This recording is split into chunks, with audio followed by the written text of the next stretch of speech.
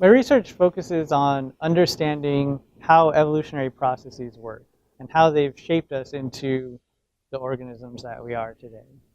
The MakerBot is the 3D printer that we have in the lab, and it's used to take a structure that we have in the computer, a structure of a protein or another molecule that we have stored in the computer, and make it into a physical object that we can look at.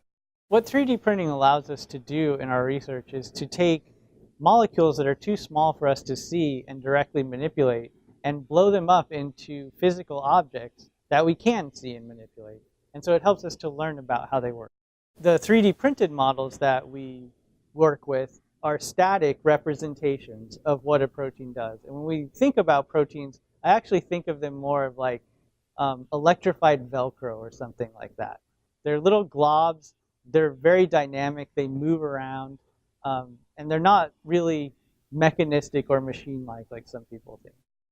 So we observe changes in protein function both in the computer and in the laboratory. So in the computer, we can introduce mutations or changes to a protein and then see how that changes the structure.